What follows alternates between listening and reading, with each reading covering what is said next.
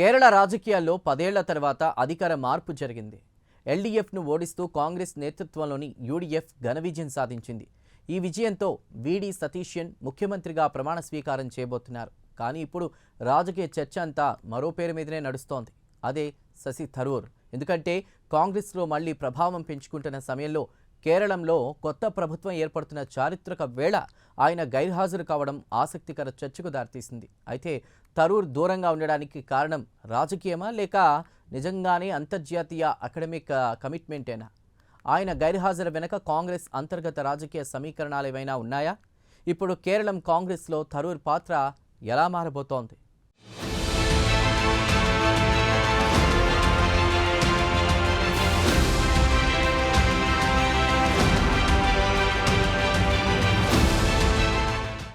కేరళ రాజకీయాల్లో 2026 అసెంబ్లీ ఎన్నికలు భారీ మార్పుకు నాంది పలికాయి. 10 ఏళ్లుగా అధికారంలో ఉన్న ఎల్డీఎఫ్ ప్రభుత్వంపై ప్రజల్లో పెరిగిన వ్యతిరేకత కాంగ్రెస్ నేతృత్వంలోని యూడీఎఫ్కు పెద్ద అవకాశం ఇచ్చింది. గత కొన్ని సంవత్సరాలుగా కేరళ కాంగ్రెస్లో నాయకత్వ సంక్షోభం, వర్గపోరు, సమన్వయ లోపం కనిపించాయి.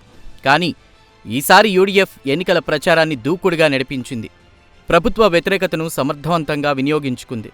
ఫలితంగా ఎన్నికల్లో భారీ విజయం సాధించింది. ఇప్పుడు వీడి సతీశన్ ముఖ్యమంత్రిగా బాధ్యతలు చేపట్టబోతున్నారు.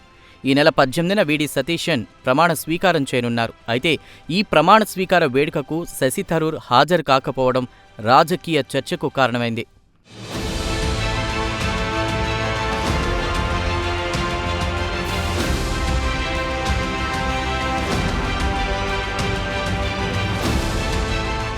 కేరళ సీఎం ప్రమాణ స్వీకారానికి హాజరు కాకపోవడంపై థరూర్ స్వయంగా సోషల్ మీడియాలో వివరణ ఇచ్చారు.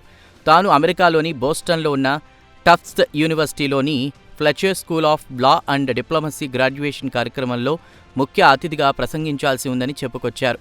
తన బ్యాచ్ 50 ఏళ్ల రీయూనియన్లో కూడా పాల్గొనాల్సి ఉందని వివరించారు. అమెరికాలో గతాన్ని సెలబ్రేట్ చేస్తున్నాను, అదే సమయంలో కేరళ భవిష్యత్తు కోసం ఎదురు చూస్తున్నాను అంటూ శశి థరూర్ చేసిన వ్యాఖ్యలు సోషల్ మీడియాలో విస్తృత చర్చకు దారితీసింది. ఇది కేవలం ఒక మర్యాదపూర్వక సందేశం మాత్రమే కాదు, తన రాజకీయ మేధో వ్యక్తిత్వాన్ని సమతౌల్యంగా చూపించే ప్రయత్నంగా కూడా చాలామంది చూస్తున్నారు.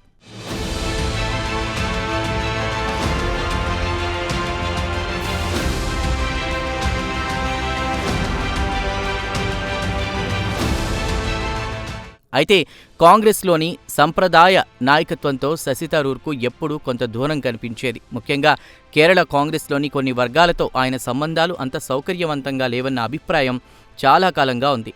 పార్టీ అధ్యక్ష ఎన్నికల్లో పోటీ చేసిన తర్వాత కేంద్ర నాయకత్వంతో కూడా కొంత అసౌకర్యం ఏర్పడిందన్న చర్చలు జరిగాయి. అయితే ఇప్పుడు పరిస్థితి మారుతున్నట్లు కనిపిస్తోంది. గత కొన్ని నెలలుగా కాంగ్రెస్లో శశి థరూర్ ప్రభావం మళ్లీ పెరుగుతున్నట్లు స్పష్టంగా కనిపిస్తోంది. ముఖ్యంగా కేరళ ఎన్నికల ప్రచారంలో ఆయన కీలక స్టార్ క్యాంపెయినర్గా మారారు.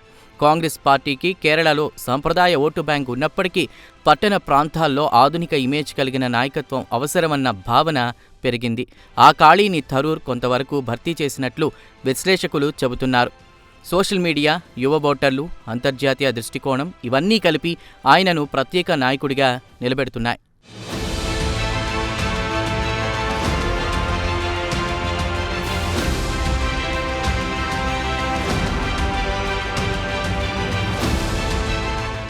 ఇక్కడ ఆసక్తికరమైన విషయం ఏంటంటే థరూర్ ప్రభావం పెరుగుతున్నప్పటికీ ఆయన ఇప్పటికీ కేరళ కాంగ్రెస్ సంప్రదాయ శక్తి నిర్మాణంలో పూర్తిగా కలిసిపోలేదు.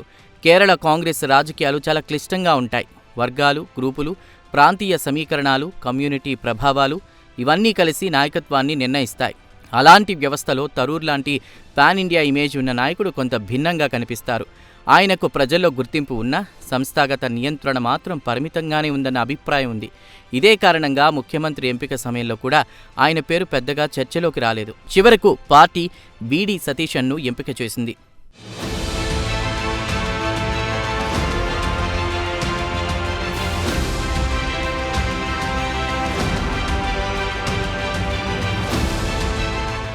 ఇప్పుడు అసలు చర్చ ఏంటంటే థరూర్ భవిష్యత్తు పాత్ర ఏంటి?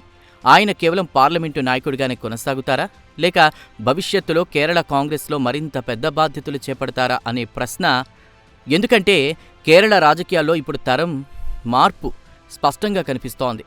సాంప్రదాయ నాయకత్వం క్రమంగా వెనక్కి వెళ్తోంది. యువతను ఆకర్షించే నాయకత్వం అవసరం పెరుగుతోంది. అలాంటి సమయంలో థరూర్ ఇమేజ్ కాంగ్రెస్కు ఉపయోగపడే అవకాశం ఉంది. ముఖ్యంగా జాతీయ రాజకీయాల్లో కూడా కాంగ్రెస్ పార్టీ మేధోపరమైన ఆధునిక ముఖచిత్రాన్ని వెతుకుతోంది. ఆ కోణంలో చూస్తే థరూర్ పార్టీకి ప్రత్యేక ఆస్తిగా కనిపిస్తున్నారు.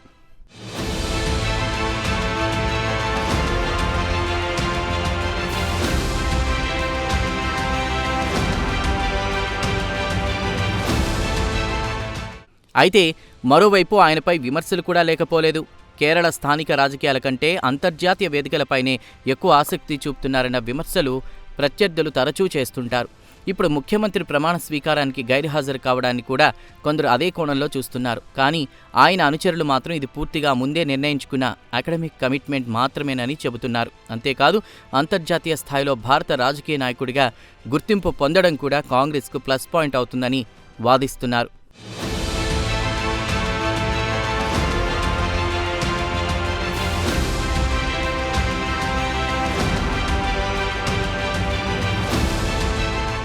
మొత్తానికి కేరళలో కొత్త ప్రభుత్వం ఏర్పడుతున్న ఈ సమయంలో శశి థరూర్ గైర్హాజరు కేవలం ఒక వ్యక్తి లేకపోవడం మాత్రమే కాదు, కాంగ్రెస్లో మారుతున్న రాజకీయ సమీకరణాల ప్రతిబింబంలా కనిపిస్తోంది.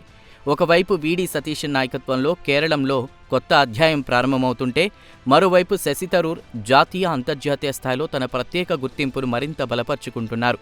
రాబోయే రోజుల్లో ఈ ఇద్దరి రాజకీయ సమన్వయం ఎలా ఉంటుంది, కాంగ్రెస్ పార్టీ ఈ కొత్త శక్తి సమీకరణాన్ని ఎలా ఉపయోగించుకుంటుంది అన్నదే ఇప్పుడు ఆసక్తికర అంశంగా మారింది.